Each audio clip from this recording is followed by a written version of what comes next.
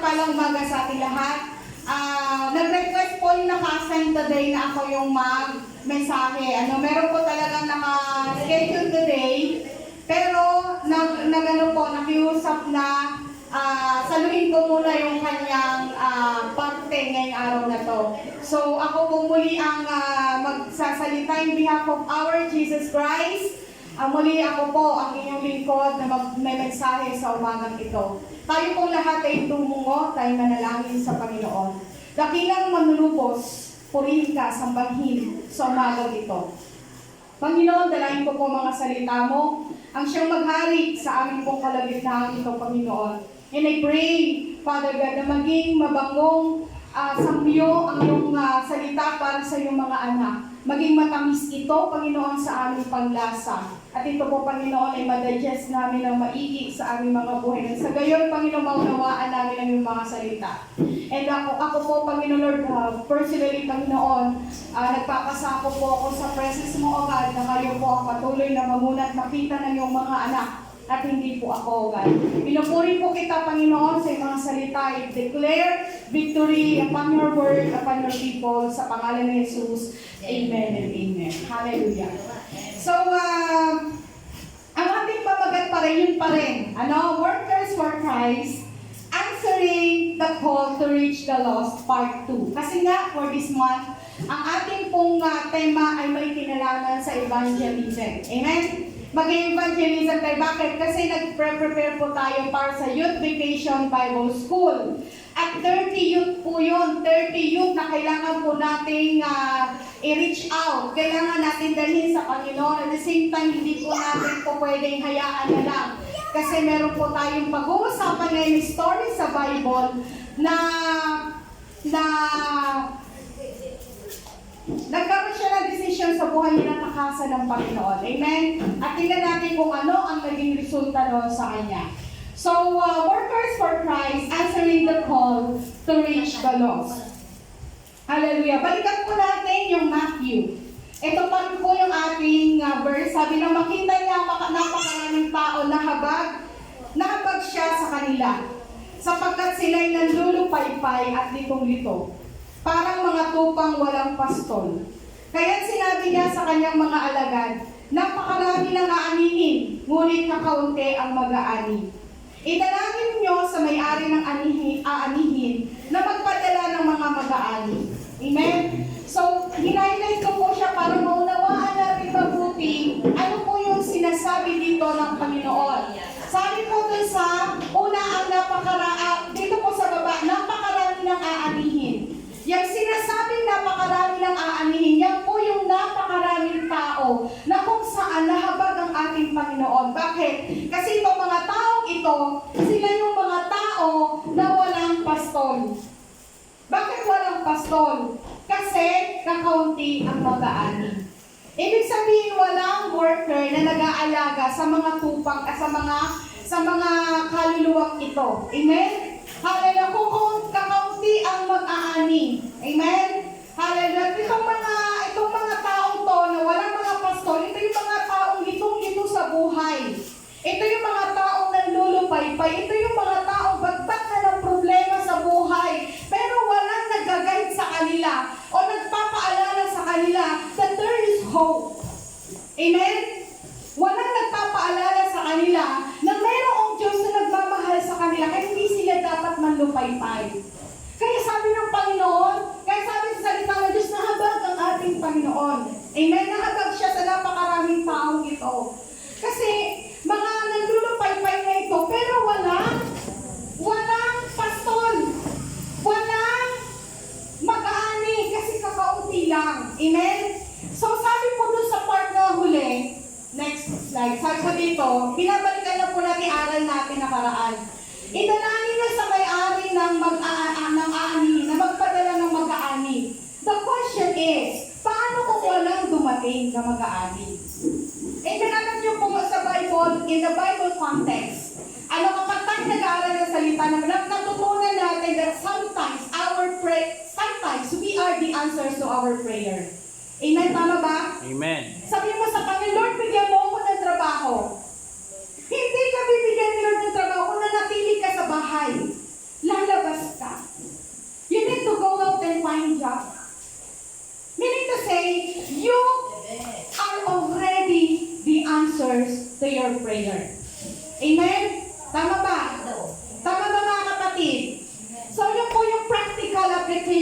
Bible. When you ask God for something, when you ask God for something, sometimes you are the answer for that prayer. Amen. Amen? Yun po yung practical application ng Bible. Hallelujah! So, paano kung walang dumating na mag-aani? Paano kung yung mahal mo sa buhay, kapitbahay mo, they need salvation, wala pa kami, linggo pa kami dadating, Saturday pa, Wednesday pa. Ikaw yung nandyan. Sabi mo sa Lord, Lord, magpadala ka na mag-aani. Sabi sa'yo na Lord, ikaw ang nandyan, you are the answer to your prayer. Amen? Ikaw yung sagot sa kapanalangin mo. Huwag ka na mag-antay ng darating, walang darating, kasi ikaw na yung sagot dyan sa panalangin yan, na sinasabi yung idalangin nyo sa may-ari ng amin, na magpadala na mag-aani. Walang darating, kasi ikaw yung kasagutan dyan. Amen. Amen? Sagutin po natin. Halimbawa, may-ari ka ng tubuhan. Walang dumating. Ano gagawin mo? Di ba ikaw ang mag-aani ng tubo mo? Tama? Tama po ba? Sino po ba dito yung mga may nakakapagtanim? Yung may malaking sakahan? Si Nanay Rina may malaking sakahan. Wala. Wala tayong sakahan. Hallelujah. Wala nasa pasog yung sa amin. Hallelujah. Di ba kapag meron kang sakahan na malaki, malaking tubuhan, for example, yung katabi ko, may-ari niya. Pag aanihin na yan, kukuha ka ng tao. Tama? Pero pag walang dumating na tao, mapipilitan kang anihin yung sarili mo tanim. Amen. Amen? Naitinaw naman po ba mga kapatid? Mapipilitan kang anihin yung sarili mong sakahan. Kaya pag ang mahal natin sa buhay, nasa panahon na kailangan nila ng kaligtasan, kailangan nila ang Panginoon sa kanilang mga buhay, at walang dumarating na mag-aay, walang dumarating na worker, ikaw ang gagamitin ng Diyos para sila ay maligtas. Amen. Amen. Iyan po yung katotohanan, mga kapatid. God is calling you. Para ano? God is calling you to be His oracle. Sige po, tuloy natin. God is calling you to be His oracle of salvation. Ang sabi ng God sa Matthew, pumayo, magbautismo, magturo. Ginawa ko na yung one, humayo ako, nag-share ako, tapos na yun. Naalala ko yun, may taong nagsabi sa akin, mamaya malalaman niyo ko, Senior. Hindi ka nagturo. Hindi ka nagbautismo. Yes, inano mo, dinala mo sa Panginoon, nabautismuhan ba? Dinala mo sa Panginoon, naturuan mo ba? O dinala mo lang sa Panginoon, pinatanggap mo kay God, hanggang doon na lang. Hallelujah. Mamaya, titignan po natin. Alam niyo po, nung inaaral ko yung Word of God kagabi, grabe yung realization ko sa buhay ko. Sumunod po, sabi po dito, tinatawag ka ng Diyos upang maging Kanyang iligtas at gawin ang kalooban niya. Ito po yung tanong na iniwan ko nakaraan, di ba? Sabi ko na nakaraan bilang conclusion. Bilang conclusion nakaraan, iniwan ko tong tanong na to sa inyo. Sabi ko na nakaraan, tinatawag ka ng Diyos upang maging Kanyang iligtas at gawin ang kalooban niya. And I ask you, will you answer that call? Kayo po nakakalam ng sagot na yon. Pangalawa, tinatawag ka ng Diyos upang maging Kanyang manggagawa sa ubasan. Will you answer that call? Ikaw din po ang alam ng kasagutan yan. Pangatlo, tinatawag ka ng Diyos upang ipahayag ang kaligtasan sa iba. Will you answer that call? And that answer, magmamatter yan para sa iyong eternal life. Hindi naman ibig sabihin para sa mangyayari sa eternity. Kaninong tatanggapin mo sa eternity, magmamatter dito sa iyong kasagutan. Amen? So, meron po tayong pag-uusapan, may part 3 pa to, kasi ang natin ngayon, if your answer is no. Pag no ang sagot mo sa Panginoon, yun yung pag-uusapan natin ngayon. Next week, ano yung mangyayari if you say yes to God? Amen? Kasi nag-iwan ako ng tanong, and then that question ay ikaw ang sasagot. Amen? Asa ba yung ating lagayan ng mga cellphone? May mga lagayan kayo cellphone na. Collect. Sorry nakalimutan natin kolektahin yung mga cellphone pala. Sorry po, nagko-collect po kami ng cellphone bago mag-start. Nakalimutan kasi kanina brown out eh. Ayan. So yun. Ay, nakalimutan natin. Sorry yung si ano pa. Ayun. Ayan. Mamaya makukuha niyo din right after. Ayan. Thank you po. Ayan. Sige po. Hallelujah. Will you answer his call? Paano pag ang sagot mo ay no? Okay? Pag-uusapan po natin ang buhay ni Jonah. Amen? Number one, brief story lang po. Brief summary of Jonah's life.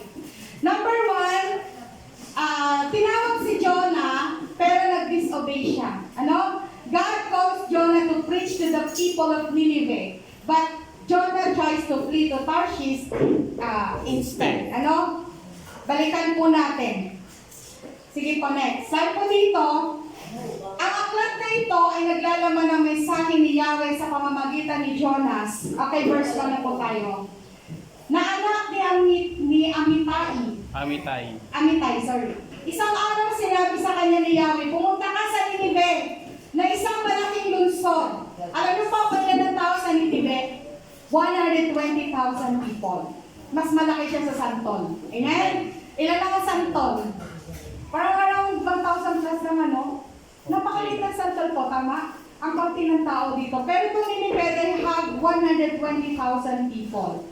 Ano sabi nila? At sabi mo sa mga taga na umabog na sa akin kaalaman ng kanilang kasalanan. Okay? Sa halip na sumunod, ipinasya ni Jonas na takasan si Yahweh. Within 40 days, bugunawin ang Nineveh. Amen? Bugunawin ang Nineveh. Sige, diretso. Sabi po dito, nagtungo siya sa Hopa at doon ay nakatagpo ng isang barkong pagkukong Tarsis. Pagkatapos na magbayad ng pamasahe, sumakay siya sa barko upang maglakbay kasama ng iba pang mga pasahero patungong Tarsis. Sa ganitong paraan ay inakala niya makakataka siya kay Yahweh. Amen? Kita niyo po yung ginawa ni Jonas. Akala niya matataguan niyang Panginoon, so tumakas siya doon sa kanyang tungkulin. Ano? Hallelujah. Yung pangalawang po, sige diretso ka. Pangalawa, tumakas siya, ito na naranasan ni Jonas. Habang nasa barko, nagkaroon ng storm. Matinding storm. Ano? And then, kinain siya ng balyena. Okay? Ang balyena po hindi kumakain ng malalaking objects. Ang balyena, alam niyo po, pagkalaki-laki niya, alam niyo po kung ang kinakain planktons. Hipon. Siguro naman nakakita kayo ng sa palabas SpongeBob SquarePants kung gano'ng kaliit si planktons. Tama, napakaliit yung planktons. Ganun po, ganun yung balyena, hindi siya pwede kumain ng malaki. Mabubulunan siya. Talagang kinakain ng mga maliliit, yung microscopic nga lang ng plankton. Sinong pagkain ng whale? Ang mga planktons kasi grupo-grupo yan sila. Kaya pag kinain sila ng balyena, millions of planktons din naman ang nakakain na sa isang buka ng bibig, millions of planktons. Nakuha niyo po? So kinain si Jonas na pating. Ilang araw siya doon? Sinaka na ng story. Ilang araw si Jonas doon? 3 araw. Amen? Sige, next. Ayan na. Siyempre, no choice na. No choice na si Jonah. Ano nangyari sa ating Ayan. Okay, ano nangyari? No choice na si Jonah, nasa daw siya ng pati. Wala siya magawa kundi mag-pray. Mag-pray, humingi ng tawad sa God. Sumunod na siya ngayon. Amen? Sumunod na siya. Okay? So yun po yung parang brief history ng buhay ni Jonah. Ano po? So what will happen when you answer God's calling and your answer is no? Sige, letter A na tayo. When you answer no, ayan ang mahirap. When you answer no. Sabi po dito, once we answer or we resist God's calling, we will face consequences. Ito po yung katotohanan. Naririnig natin na sinasabi na ang Diyos ay pag-ibig. Totoo naman yan, hindi natin yan pagsisinungalingan. Totoo, ang Diyos ay pag-ibig. Amen? Ang Diyos ay pag-ibig, ang Diyos ay mahabagin. But do not forget that God also get angry, jealous, Lonely. lonely, who give punishment out of love for His people. Parurusahan ka dahil mahal ka. Tatanggap ka ng konsekwensya dahil mahal ka. You're going to go through that process when you say no to God. Tandaan po natin yan, when you say no to God, dadaan ka talaga sa consequence. Amen? So, tandaan po natin ito mga kapatid. Okay? So, ano yung naranasan ni Jonah? Number 1, facing turbulence and chaos. Okay, from Jonah 1, chapter 1 hanggang 4 hanggang 12. Ang book of Jonah po nahati lang yan sa 4 na chapter. Chapter 1, 2, 3, and 4. Hindi na nga niya naranasan yung blessing eh. Kakaresist niya kayo. After po ng chapter 4, wala nang story about Jonah. Naputol yung blessing sa kanya. Tingnan po natin mamaya mangyayari. So, sabi po dito sa 4, balikan natin. When we resist God's call, we may face turmoil and chaos in our lives, just like the storm that Jonah faced. Sabi po sa 4, ngunit nang sila nasa laot na, nagpadala si Yahweh, sige basahin po natin, nagpadala si Yahweh ng isang malakas na bagyo, kaya't halos mawasak ang barko. Dahil dito, labis na natakot ang mga tripulante, kaya't silang lahat ay humingi ng tulong sa kani-kanilang Diyos. Pagkatapos inihulog nila sa dagat ang mga kargamento gumaan ng sakyan. Samantala si Jonas naman ay mahimbing na natutulog sa isang sulok sa ibabang palapag ng barko. Number 6, nakita siya ng kapitan at ginising. Ano't nagagawa mo pang matulog? Bumangon ka at manalangin sa iyong Diyos. Baka sakaling kaawaan niya tayo at iligtas sa kamatayan. Number 7, Nag-usap-usap ang mga tripulante.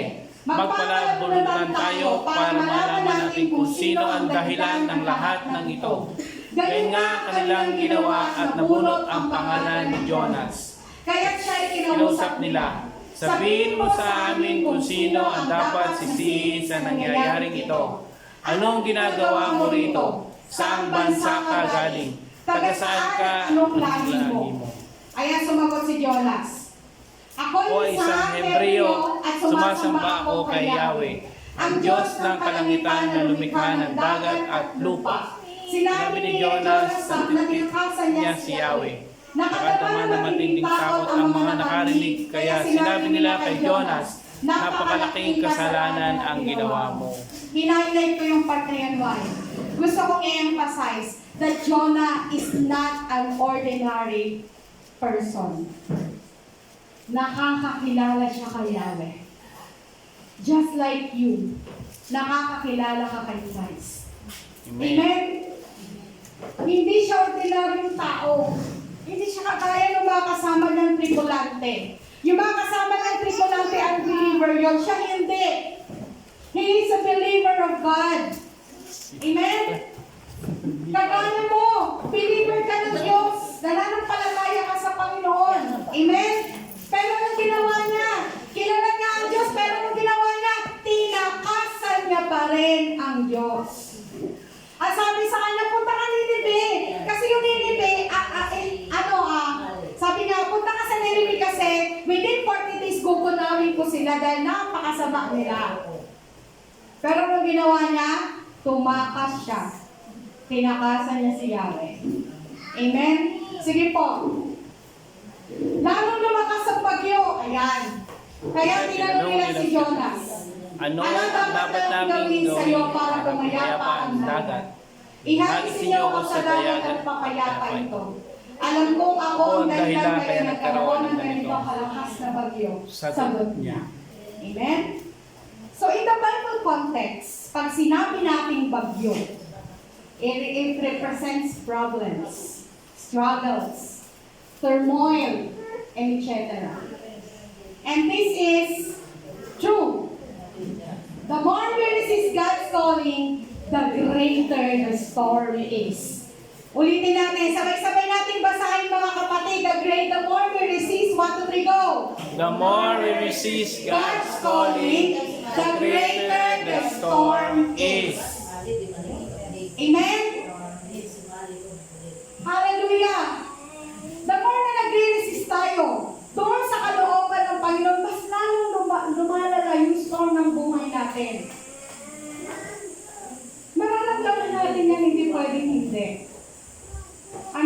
Maaaring sasabihin natin, bakit yung mga hindi naman nananampalataya kay Jesus, okay naman ang buhay nila? Para nakakaingit sila. Kasi hindi nila kailangan pumunta sa church, mag-aaksaya ng oras sa church. Hindi nila kailangan pumunta sa mga gawa-gawain. Doon sila nag-e-enjoy. Nagtatrabaho. Nag-e-enjoy sa buhay nila. Umiinom o ano gusto nilang gawin sa buhay nila. Samantalang ako, na-stuck na ako sa church. Alam mo lang, okay sila. The hell that awaits them is their greatest problem. Amen? The hell that awaits them is the greatest problem that they encounter in the future if they will not accept Jesus as their Savior. Amen. Kala mo lang yun, okay sila. Parang nakakaingit ang buhay nila. Pero hindi nakakaingit. Bakit? May impyerno nag-iintay sa kanila pag hindi ka kumilos. Pag hindi mo shinare sa kanilang Panginoon. Can you imagine that? Can you imagine that na kung yung people na yan, mga mahal mo sa buhay, hindi mo sila kinukulit. Hallelujah. Kaya po kami makulit. Kaya po kami makulit. Kasi naniniwala. Kasi ako kung hindi rin naman ako kinulit. Wala ako dito. Paulit-ulit din ako kinulit. Si Angel natin 1 year, kinulit yun nila Sister Aliyah. O nakabalik siya sa Panginoon. Diba? Andito siya kagabi. Baka pinigilan lang ng asawa. 1 year yun, kinulit ng mga kaibigan niya. Hallelujah. Alam ko si Ate Son, kinulit ni Sister Yeye. Tama, Ate Son? Kinulit ni Sister Yeye, hindi tinigilan ni Sister Yeye ang kanyang nanay. Hanggang di siya nadadala sa church. Amen? Amen. Hallelujah. Kaya Ate Lisa, naging makulit din kami, di ba Ate Lisa? Hallelujah. Walang mintisyo, kahit may pagyan, natuto kami sa bahay nila. Kasi bakit people need salvation, and if we're not going to do action, they will perish in hell because of your laziness. Dahil sa tamad tayong ibahagi ang word of God sa kanila, nagiging kagaya ni Jonas, so wala tayong pake. Because he lacked compassion. Alam niyo ba nagalit si Jonas kay God dahil pinatawad ni God ito 120,000 people? Yan ang nga ba sinasabi ko sa iyo, Lord? Makapaging ka masyado, kaya ayoko pumunta sa lugar na yan. Mamaya mabubasa natin. Amen? Nang compassion, wala nang compassion si Jonas. Wala siyang pake, gusto niya ma-perish tong mga taong to. Sige, next. So don't get jealous. The reason why God allows you to experience bagyo sa buhay mo every time you resist on His calling. Bakit pagka nag-resist tayo sa God, dumarating yung mga bagyo? Kasi nga, He wants you to repent at ma-develop yung obedience mo sa Kanya. Amen. That's the reason. Wala na magawa si Jonas dun eh. Saan pa siya tatakbo? Nasa loob na siya ng tiyan ng whale. 3 days siya doon. Wala siya magawa kundi mag-pray na lang. At lumuhod, mag-repent. At nung napatawad siya ng Panginoon, niluwa siya ng whale. At after that, hindi na siya yung dating Jonas na nag-resist. Sumunod na siya. Kaya lang, nung nakita niyang pinatawad, nagalit siya sa Lord. Pero at least mayroong transformation na konti. Nagkaroon ng transformation kay Jonas, pero konti yung transformation. Hallelujah. Sige, malalaman natin mamaya. Sabi pa sa Kawikaan 15:16. Ang mahirap na gumagalang at sumunod. Sige, basahin po natin. 1, 2, 3, go. Ang mahirap na gumagalang at sumusunod kay Yahweh ay mas mainam kaysa mayamang panahirap naman ang kalooban. Amen. Alam niyo po, yung ating paghihirap dito sa lupa, hindi nun kayang palitan ng ginhawang naghihintay sa iyo sa langit. Amen. Palakpakan niyo po kami. Hindi mo kayang palitan Yung naghihintay sa yung kaginhawaan dito sa paghihirap mo dito sa lupa. Amen? Alam mo yung sabi ko delivery ako. Ito yung na-apply ko.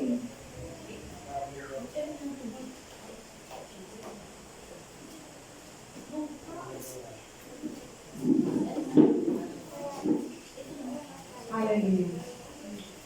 So yun po mga kapatid.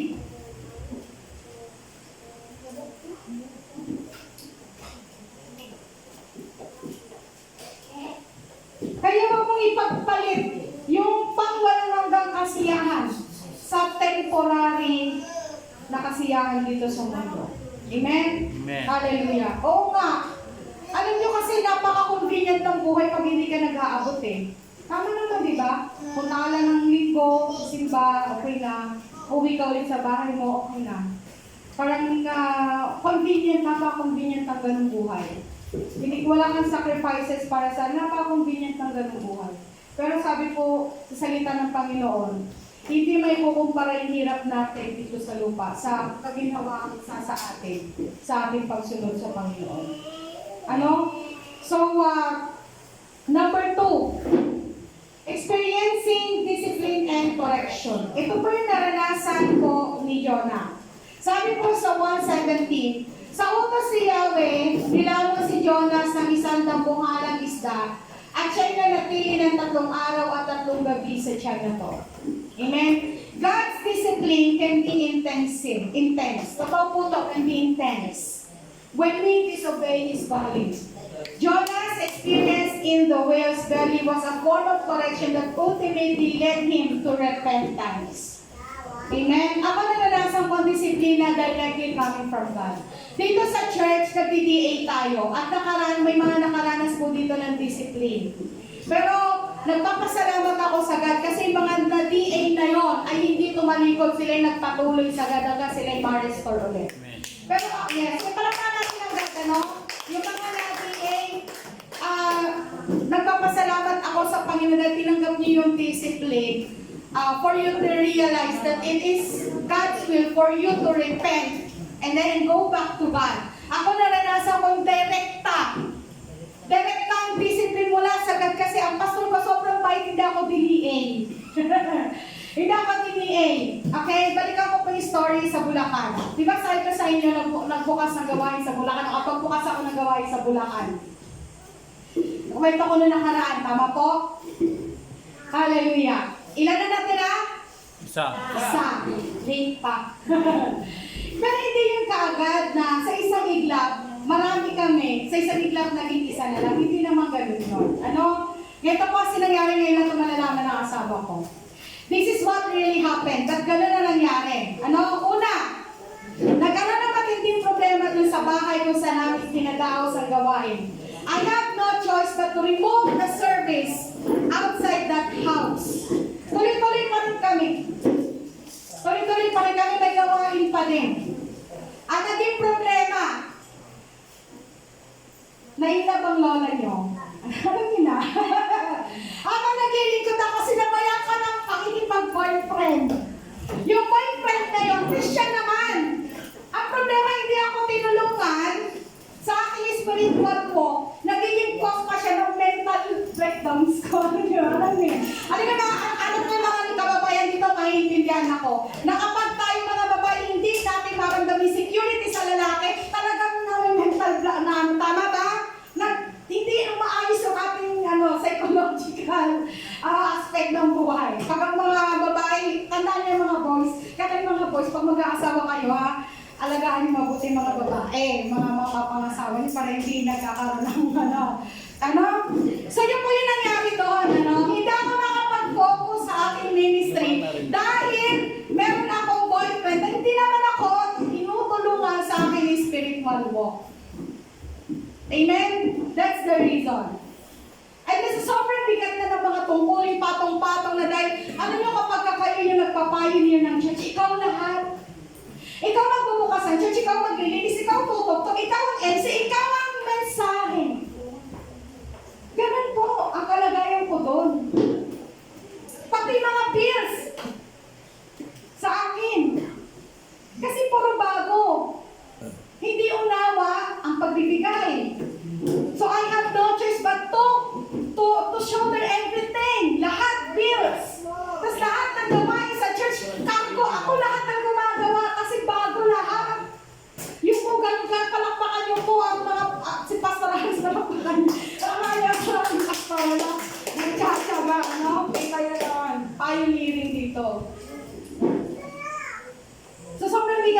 schooling, I decided to stop.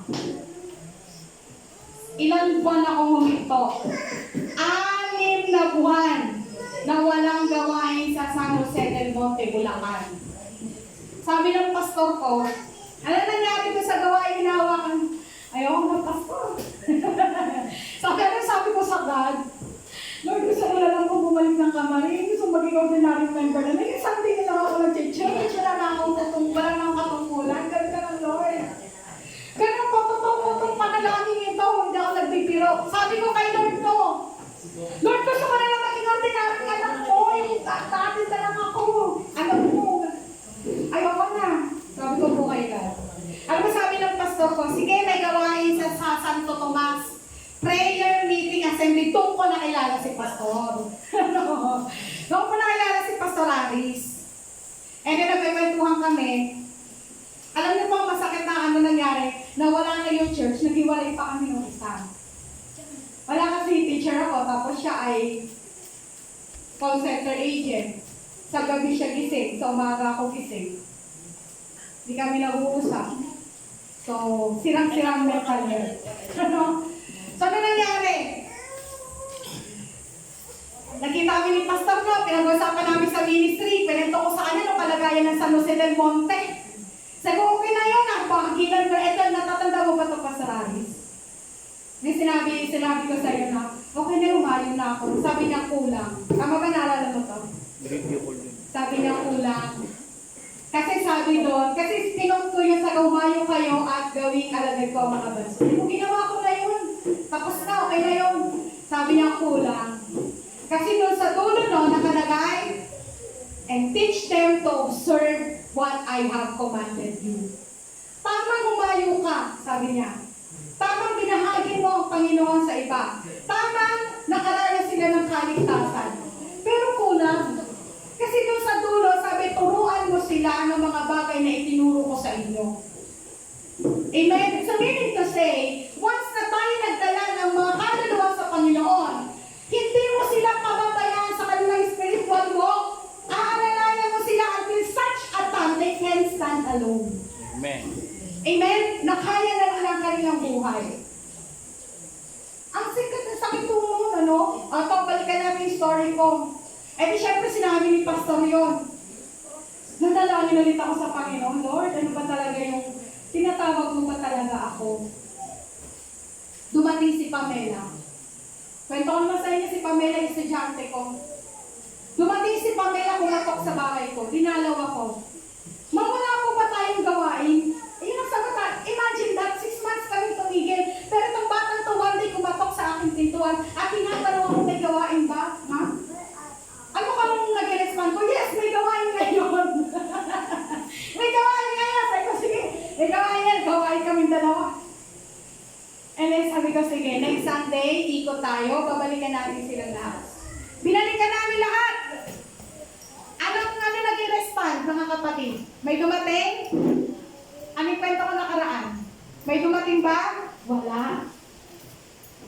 Dumating si Pamela, late. Can you imagine that feeling, ano? Alam niyo, sabi ko sa God, praise the Lord, hallelujah.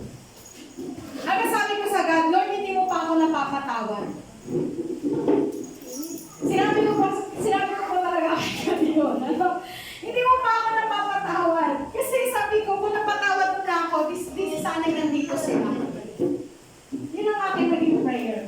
Sige, Pamela, pray ulit tayo. Luhod tayo sa God. Ano yung pagluhod namin sa Panginoon para na kami mga Muslim, nakasubsub talaga yung ulo namin sa semento. And then after that, hindi na namin binalikan yung mga kapatiran, naghanap na kami ng ibang mga kaluluwa. And guess what happened? Naging receptive sila. Kasi ito po yung turning point talaga ng buhay ko, ano? Naging receptive sila sa salita ng Panginoon. Palakpakan niyo naman at nabuhay ang gawain ng isang Monte Bulacan at isa na silang ganap na iglesia at mas marami sila kaysa sa atin dito. Amen. Palakpakan po natin ang Panginoon. Pag naalala ko si Jonas. Ako yung Jonas. Jonas na to. Ako yung Jonas na to na nagre-resist doon sa kalooban ng Panginoon. Pero binigyan ako ng pagkakataon ng Panginoon makabalik. Ang sakit ng disiplina ni God, sa totoo lang. Kaya pag dinidisiplina tayo sa church, mga kabataan, tanggapin nyo. Kasi ang disiplina ng Panginoon, baka hindi nyo kayang masurpass. Masakit ang disiplina ng God. Pag direktan nyo, maramdaman sa Kanya yan. Pero kung madisiplina tayo sa church, hanggang dito lang sa church.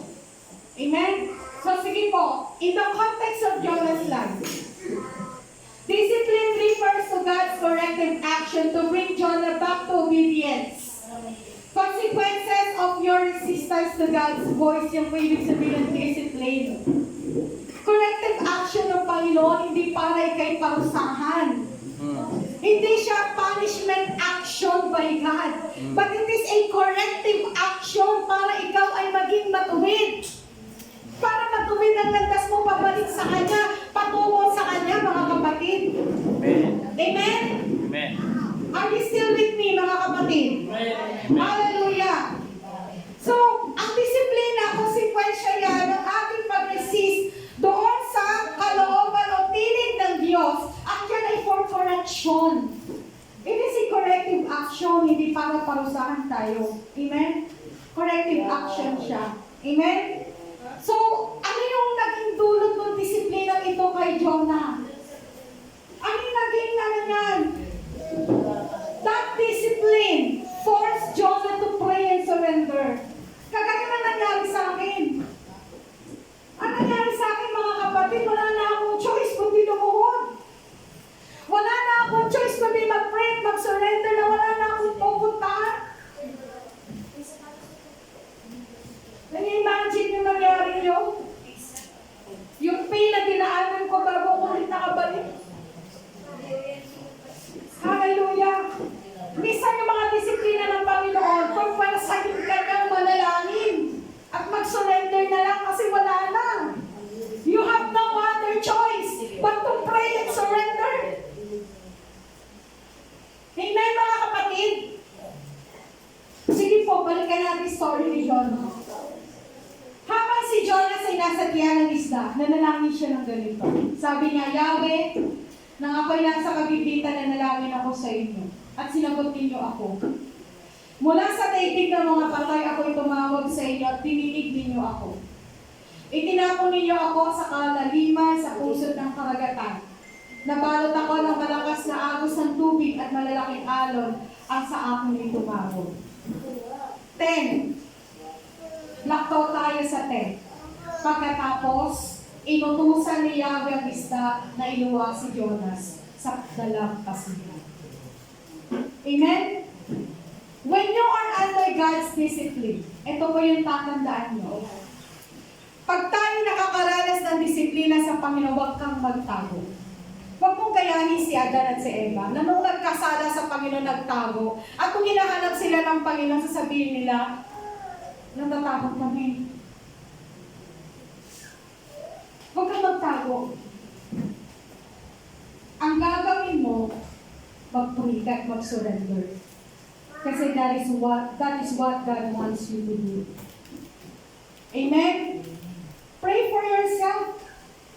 Panalangin mo yung sarili mo, yung healing, yung forgiveness, yung deliverance from your sin. Ipag-pray mo yung sarili mo.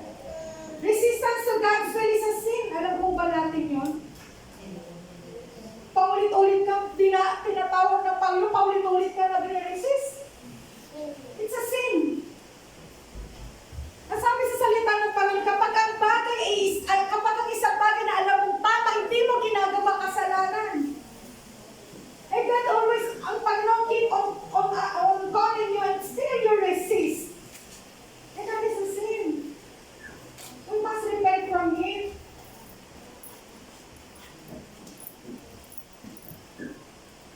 Ako po, sabi ko sa inyo, yung pagdating dito nakaka-relate ako kay Jonas. Amen. Sige po, letter B. When you are under God's discipline, when Jonah is under God's discipline, God is preparing Jonah for his mission. Sige, next. Amin natin. Nagpunta si Jonah sa Nineveh. nilalakarin. So 3 days pang naglakbay si Jonah bago narating ang Nineveh. Mula saan? Sa Tarsis. Kasi nandun siya, tama? Siya ay pumasok sa lungsod. Pag-aralan maghapong paglalakad, malakas niyang ipinahayag. Gugunawin ang Nineveh pag-araan ng 40 araw. Naniwala ang mga taga-roon sa pahayag na ito mula sa Diyos, kaya nag-ayuno silang lahat at nagdamit ng panluksa bilang tanda ng lubos na pagsisisi at pagtalikod sa kanilang mga kasalanan. God is disciplining us because He is preparing us for a mission. Kaya pag makaranas tayo ng disiplina sa Panginoon, mag-pray tayo, tanungin natin siya, God, bakit ko ito dinadanas? Ano ang iyong nais na ipagawa sa akin? And this time, I will say yes to you. Amen? I will say yes to you this time. Meron ng transformation. Sabi ko sa inyo iba, pag nakaranas po kayo ng discipline mula sa Panginoon, after you surpass that discipline, you are no longer you. Amen. Hindi na ikaw yung dati na ayaw mong ibahagi si Kristo kasi nahihiya ka. Hindi na ikaw yung dati na ayaw ibahagi si Kristo kasi parang awkward. Kasi pagtatawanan, baka pagtawanan ako. Kasi dating kainuman ko yan eh. Ngayon, bibigyan na akong basahan ng Bible. Baka pagtawanan ako. Gets niyo po? Naintindihan ko kayo. I've been there. Amen. I've been there.